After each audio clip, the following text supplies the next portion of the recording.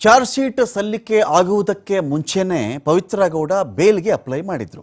ಇದೊಂಥರ ಅಪರೂಪದಲ್ಲಿ ಅಪರೂಪ. ಇದು ಯೂಶುವಲ್ ಆಗಿ ಯಾರೇ ಆಗಲಿ ಚಾರ್ಜ್ ಶೀಟನ್ನು ಹಾಕದ ಮೇಲೆ ತಮ್ಮ ಮೇಲೆ ಯಾವೆಲ್ಲ ಸೆಕ್ಷನ್ ಹಾಕಿದ್ದಾರೆ, ಏನು ಆರೋಪ ಮಾಡಿದ್ದಾರೆ ನನ್ನ ಮೇಲೆ ಅಂತ ಇಟ್ಕೊಂಡು ಈ ಸೆಕ್ಷನ್ಗಳಿಗೆ ಇದು ಬೇಲೇಬಲ್ ಆಗುತ್ತೆ ಸ್ವಾಮಿ, ಇಷ್ಟೇ ನನ್ನ ಮೇಲೆ ಆರೋಪ ಇರೋದು, ಹಾಗಾಗಿ ನನಗೆ ಬೇಲ್ ಕೊಡಿ, ವಿಚಾರಣೆ ಏನು ಬೇಕಿದ್ರು ನಾನು ಫೇಸ್ ಮಾಡ್ತೀನಿ ಅಂತ ಕೇಳುವುದು ವಾಡಿಕೆ. ಅದೇ ಥರ ಮಾಡೋದು ಯೂಶುವಲ್ ಆಗಿ 100ಕ್ಕೆ 99 ಕೇಸ್ಗಳಲ್ಲಿ ಅದನ್ನೇ ಮಾಡ್ತಾರೆ. ಆದರೆ ಇಲ್ಲಿ ಪವಿತ್ರ ಗೌಡ ಒಂದು ಬುದ್ಧಿವಂತಿಕೆ ಬಳಸ್ಬಿಟ್ಟಿದ್ದಾರೆ. ಇನ್ನೂ ಚಾರ್ಜ್ ಶೀಟೇ ಹಾಕಿಲ್ಲ. ಸರಿಸುಮಾರಾಗಿ 4000 ಪುಟಗಳ ಚಾರ್ಜ್ ಶೀಟ್ಗೆ ರೆಡಿ ಆಗ್ತಾ ಇದೆ ಖಾಕಿ ಪಡೆ ಅಂತ ನಾವು ಕೇಳ್ಪಟ್ಟಿದ್ದೀವಿ. ಇದರ ಮುಂಚೆನೇ ಏನು ಮಾಡಿಬಿಟ್ರು ಪವಿತ್ರ ಗೌಡ, ನನಗೊಂದು ಬೇಲ್ ಕೊಟ್ಬಿಡಿ ನೀವು ಅಂತ ಒಂದು ಅರ್ಜಿ ಹಾಕ್ಕೊಂಡ್ರು. ಈ ಕೇಸಲ್ಲಿ ಪವಿತ್ರ ಗೌಡ A1. ಇದೀಗ ಖಾಕಿ ಮೂಲಗಳು ಹೇಳ್ತಿರೋದೇನು, ಪವಿತ್ರ ಗೌಡನ A2 ಮಾಡಿ ದರ್ಶನ್ರನ್ನ A1 ಮಾಡ್ತೀವಿ ಅಂತ ಒಂದು ಮಾಹಿತಿ ಬರ್ತಾ ಇದೆ ನಮಗೆ. ಇರಲಿ, ಅದಾಗಲಿ, ಚಾರ್ಜ್ ಶೀಟ್ ಆದಮೇಲೆ ಗೊತ್ತಾಗುತ್ತೆ ನಮಗೇನು ಅಂತ ಹೇಳಿ. ಅದರ ಮಧ್ಯೆನೇ A1, ಇಡೀ ಪ್ರಕರಣದಲ್ಲಿ A1 ಎಂದು ಹೆಸರಿಸಲಾದ ಪವಿತ್ರ ಗೌಡ ನನಗೆ ಜಾಮೀನು ಕೊಡಿ ಅಂತ ಹೇಳಿ ಅರ್ಜಿ ಹಾಕೊಂಡ್ಬಿಡ್ತಾರೆ. ಯಾವುದೇ ಕಾರಣಕ್ಕೂ A1 ಪವಿತ್ರ ಗೌಡಗೆ ಜಾಮೀನು ಕೊಡಬಾರ್ದು ನೀವು ಅಂತ ಹೇಳಿ ಸ್ಪೆಷಲ್ ಪಬ್ಲಿಕ್ ಪ್ರಾಸಿಕ್ಯೂಟರ್, ಸರ್ಕಾರಿ ವಿಶೇಷ ಅಭಿಯೋಜಕರಿದ್ದಾರಲ್ಲ, ಆಕ್ಷೇಪ ಎತ್ತಿದ್ದಾರೆ ಅವರು. ಜಾಮೀನು ಅರ್ಜಿಯನ್ನು ಇದೀಗ ವಿಚಾರಣೆಯನ್ನೇ ಮುಂದೂಡಿದೆ ಕೋರ್ಟ್. ಆಗಸ್ಟ್ 27ಕ್ಕೆ ಜಾಮೀನು ಅರ್ಜಿಯ ವಿಚಾರಣೆ ಮುಂದೂಡಿಕೆ ಆಗುತ್ತೆ. ಕೊಲೆ ಕೇಸ್ನಲ್ಲಿ ಬೇಲ್ ನಿರೀಕ್ಷೆಯಲ್ಲಿದ್ದಂಥ ಪವಿತ್ರ ಗೌಡಗೆ ಇದರಿಂದ ನಿರಾಸೆಯಾಗಿದೆ.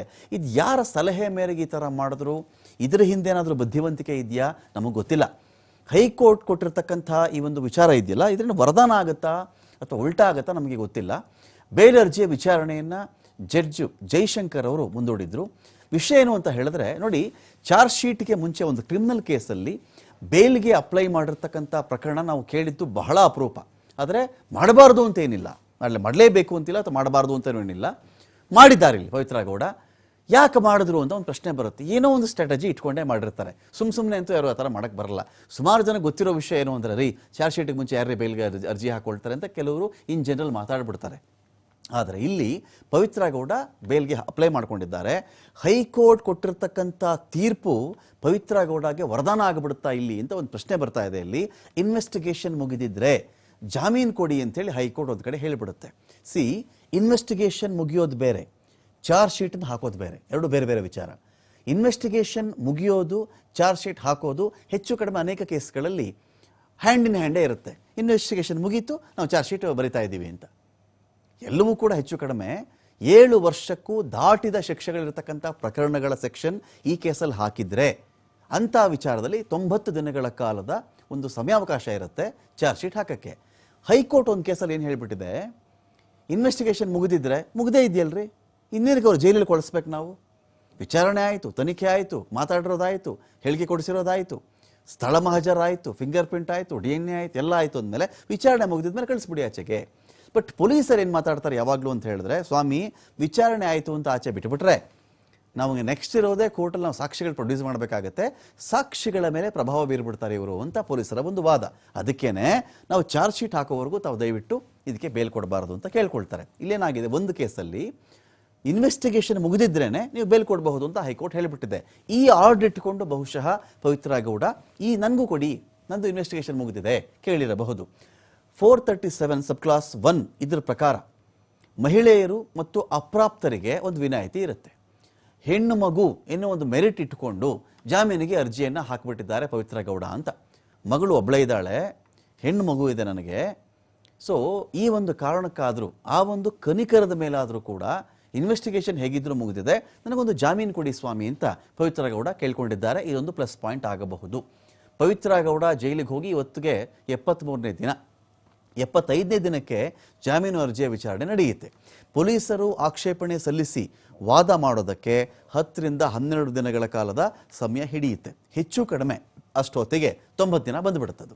ಆಗ ಅಂದರೆ ಪೊಲೀಸರು ಕೂಡ ಡ್ರ್ಯಾಗ್ ಮಾಡಬಹುದು ಸಮಯವನ್ನು. ಅವರು ಕೂಡ ಟೈಮ್ ಬೈಯಿಂಗ್ ಅಂತಾರೆ, ಅದನ್ನು ಸಮಯ ತೊಗೊಳ್ತಾರೆ ಅವರು ಕೂಡ. ಅವ್ರಿಗೇನಾಗಬೇಕು, ಇದು ಅದಕ್ಕೆ ಕೊಡೋಕ್ಕಾಗಲ್ಲ ಸ್ವಾಮಿ, ಇದಕ್ಕೆ ಕೊಡೋಕ್ಕಾಗಲ್ಲ ಸ್ವಾಮಿ, ಅವ್ರು ಕೊಟ್ಟರೆ ಪ್ರಾಬ್ಲಮ್ ಆಗುತ್ತೆ ಸ್ವಾಮಿ, ಸಾಕ್ಷಿ ನಾಶ ಮಾಡಿಬಿಡ್ತಾರೆ ಸ್ವಾಮಿ, ಇವರೇ ಈ ಪ್ರಕರಣದಲ್ಲಿ A1 ಸ್ವಾಮಿ, A1 ನಾವು ಆಚೆ ಕಳಿಸ್ಬಿಟ್ಟು ಈ ಕೇಸಲ್ಲಿ ಮಾಡೋಕ್ಕೇನಿದೆ ಸ್ವಾಮಿ, ಇವ್ರು ಹೇಳ್ಕೊಂಡು ಬರ್ತಾರೆ. ಅಷ್ಟೊತ್ತಿಗೆ ಏನಾಗುತ್ತೆ, 12 ದಿನಗಳ ಕಾಲ ಸರಿದು ಬಿಡುತ್ತೆ. ಹೇಗಿದ್ದು 90 ದಿನ ಬಂದುಬಿಡುತ್ತೆ. ಅವಾಗೇನಾಗುತ್ತೆ, ಚಾರ್ಜ್ ಶೀಟು ಹಾಕಲಿಲ್ಲ ಅಂದರು ಪೊಲೀಸರು, 90 ದಿನ ಆದಮೇಲೂ ಕೂಡ ಚಾರ್ಜ್ ಶೀಟ್ ಫೈಲ್ ಮಾಡಲಿಲ್ಲ ಅಂದರು ಅಂತ ಅಂದ್ಕೊಳ್ಳಿ. ಸ್ವಾಮಿ ಇವ್ರು ಯಾವಾಗೋ ಚಾರ್ಜ್ ಶೀಟ್ ಫೈಲ್ ಮಾಡೋದಿದ್ರೆ 90 ಡೇಸ್ ಆಯಿತು, I am eligible for bail and I can apply, ಅದನ್ನು ಒಂದು ವಾದವನ್ನು ಮುಂದಿಡ್ತಾರೆ ಅವರು. ಆಗ ಅರ್ಹರಾಗ್ಬಿಡ್ತಾರೆ, ಬೇಲ್ಗೆ ಅರ್ಹರಾಗ್ತಾರೆ. ಬೇಲ್ಗೆ ಅರ್ಹರಾಗ್ತಾರೆ ಅಂದರೆ ಬೇಲ್ಗೆ ಲೀಗಲ್ಲಿ ಅಪ್ಲೈ ಮಾಡ್ಕೊಳ್ಳಿಕ್ಕೆ ಎಲಿಜಿಬಲ್ಲು ಅಂತ, ಬೇಲ್ ಅವರಿಗೆ ಕೊಡಲೇಬೇಕು ಅಂತಲ್ಲ. ನಾನು ಬೇಲ್ ಪಡೆಯಲು ಅರ್ಹಳಾಗಿದ್ದೇನೆ, 90 ದಿನಗಳು ಕಳೆದಿದೆ ಈ ಪ್ರಕರಣದಲ್ಲಿ, ನನ್ನ ಬಗೆಗಿನ ಎಲ್ಲ ವಿಚಾರಣೆಗಳು ಮುಗಿದಿರುತ್ತವೆ, ಆದಾಗ್ಯೂ ನನಗೆ ಜಾಮೀನನ್ನು ಮಂಜೂರು ಮಾಡಿ, ನನಗೆ ವಯಸ್ಸಿಗೆ ಬಂದ ಒಂದು ಮಗಳಿರುತ್ತಾಳೆ, ಅವಳ ಆರೈಕೆಯನ್ನು, ಅವಳ ಪಾಲನೆ ಪೋಷಣೆಯನ್ನು ನಾನೇ ನೋಡಬೇಕಿದೆ, ಇದು ನನ್ನ ತಾಯಿಯಾಗಿ ನನ್ನ ಜವಾಬ್ದಾರಿ, ಆ ಕಾರಣಕ್ಕೆ ನನಗೆ ಒಂದು ಬೇಲ್ ಕೊಡಿ ಅಂತ ಕೇಳಬಹುದು. ಬೇಲ್ ಕೊಡೋದು ಬಿಡೋದು ಜಡ್ಜಿಗೆ ಬಿಟ್ಟಂಥ ವಿಚಾರ ಅಥವಾ ಜಸ್ಟಿಸ್ಗಳಿಗೆ ಬಿಟ್ಟಂಥ ವಿಚಾರ. ಅಕಸ್ಮಾತ್ ಬೇಲ್ ರಿಜೆಕ್ಟ್ ಆದರೂ ಪವಿತ್ರ ಗೌಡ ಅದು ಒಂದು ಪ್ಲಸ್ ಪಾಯಿಂಟ್ ಆಗುತ್ತೆ.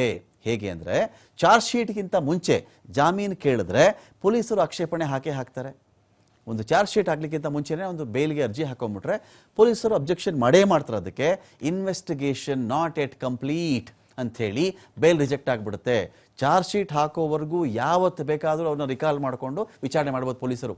ಸ್ವಾಮಿ ಏನೋ ಮೇಜರ್ ಲೀಡ್ ಸಿಕ್ಬಿಟ್ಟಿದೆ ನನಗೆ, ಈ ಒಂದು ಕೇಸಲ್ಲಿ ಪವಿತ್ರ ಗೌಡ ನಾನು ವಿಚಾರಣೆ ಮಾಡಬೇಕು, ಹೇಗಿದ್ರು ಜುಡಿಷಿಯಲ್ ಕಸ್ಟಡಿಯಲ್ಲಿ ಅವರು ಇದ್ದಾರೆ, ನನಗೆ ವಿಚಾರಣೆ ಕೊಡಿ ಸ್ವಾಮಿ, ಸ್ವಲ್ಪ ಇನ್ವೆಸ್ಟಿಗೇಷನ್ ಬಾಕಿ ಇತ್ತು ಅಂತ ಕೇಳಿಕೊಳ್ಳಬಹುದು. ಯಾರು? ಪೊಲೀಸರು.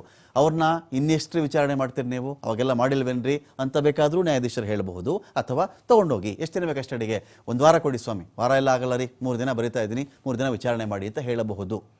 ಚಾರ್ಜ್ ಶೀಟ್ ಆಗಲಿಕ್ಕಿಂತ ಮುಂಚೆ ಇದೊಂದು ಆಪ್ಷನ್ ಇರುತ್ತೆ. ಪೊಲೀಸರು ಅದನ್ನೇ ಅಸ್ತ್ರ ಇಟ್ಕೊಳ್ತಾರೆ, ಸ್ವಾಮಿ ಇನ್ನೂ ನಾವು ವಿಚಾರಣೆ ಮುಗಿದಿಲ್ಲ, 12 ದಿನ ಇನ್ನೂ ಟೈಮ್ ಇದೆ ನಮಗೆ ಚಾರ್ಜ್ ಶೀಟ್ ಹಾಕಲಿಕ್ಕೆ, ಅದರ ಮಧ್ಯದಲ್ಲಿ ನಮಗೆ ಬೇಕು ಅಂದರೆ ಬೇಲಿಗೆ ಅರ್ಜಿ ಹಾಕೊಂಡು ನೀವು ಆಚೆ ಹೋಗ್ಬಿಟ್ರೆ ಮತ್ತೆ ನಾವು ಏನು ಮಾಡಬೇಕು ಸ್ವಾಮಿ, ಪ್ರೊಸೀಜರ್ಗೆ ನಮ್ಗೆ ಪ್ರಾಬ್ಲಮ್ ಆಗಿಬಿಡುತ್ತೆ ಅಂತ ಅವ್ರೇನು ಮಾಡ್ತಾರೆ, ಮತ್ತೆ ಕೇಳಿಕೊಳ್ಳಬಹುದು. ಹಾಗಾಗಿ ಚಾರ್ಜ್ ಶೀಟ್ ಆದಮೇಲೆ ಬೇಲ್ ರಿಜೆಕ್ಟ್ ಆಗಿದ್ದ ಕಾರಣನೇ ಸಾಕಾಗುತ್ತೆ ಜಾಮೀನು ಸಿಗೋದಕ್ಕೆ. ಚಾರ್ಜ್ ಶೀಟ್ ಆದಮೇಲೆ ಬೇಲ್ ರಿಜೆಕ್ಟ್ ಆಗುತ್ತಲ್ಲ, ಆಗ ಆ ಕಾರಣ ಇಟ್ಕೊಂಡು ಜಾಮೀನು ಸಿಗೋದಕ್ಕೆ ಅವ್ರು ಟ್ರೈ ಮಾಡ್ಬೋದು ಅಂತ. ಹೊಸದಾಗಿ ವಾದ ಪ್ರತಿವಾದ ಆಕ್ಷೇಪಣೆ ಎಲ್ಲವೂ ಇರ್ತಾವಲ್ವಾ, ಇದನ್ನು ಸಲ್ಲಿಸೋದಕ್ಕೆ ಸಮಯ ಹಿಡಿಯೋದ್ರಿಂದ ಅದಕ್ಕೆ ಮುಂಚೆನೇ ಬೇಲ್ಗೆ ಅವರು ಅರ್ಜಿ ಹಾಕೊಂಡಿದ್ರು ಅಂತ ಮಾಹಿತಿ. ಆರೋಪಿಯಾಗಿರ್ತಕ್ಕಂಥ ಪವಿತ್ರ ಗೌಡ ಅವರು ಜಾಮೀನು ಅರ್ಜಿ ಸಲ್ಲಿಸಿದ್ದಾರೆ ಅಂತ ವರದಿಯಾಗಿದೆ. ಇವರು ಜಾಮೀನು ಅರ್ಜಿ ಈ ಹಂತದಲ್ಲಿ ಯಾಕೆ ಸಲ್ಲಿಸಿದ್ದಾರೆ ಅಂತ ಪ್ರಶ್ನೆ ಸಾಮಾನ್ಯವಾಗಿ ಜನರಲ್ಲಿ ಅಥವಾ ಮಾಧ್ಯಮದವರಲ್ಲಿ ಇರುತ್ತೆ. ಇದರಲ್ಲಿ ಏನಾಗ್ತದೆ, ಸಾಮಾನ್ಯವಾಗಿ ಯಾವುದೇ ಪ್ರಕರಣ ಆದಂಥ ಸಂದರ್ಭದಲ್ಲಿ ಆರೋಪಿ ಯಾವುದೇ ಸಮಯದಲ್ಲಿ ಬೇಕಾದರೂ ಜಾಮೀನು ಸಲ್ಲಿಸ್ಕೊಬೋದು.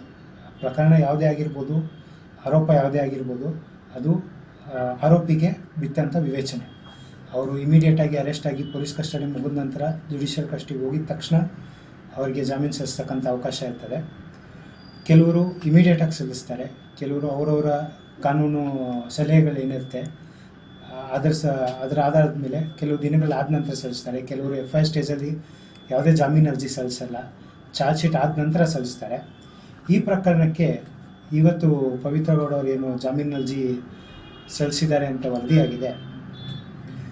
ನೀವು ನೋಡೋದಾದರೆ ಈ ಪ್ರಕರಣದಲ್ಲಿ ಮೇಯ್ನ್ ಅಫೆನ್ಸ್ ಇರ್ತಕ್ಕಂಥದ್ದು 302 IPC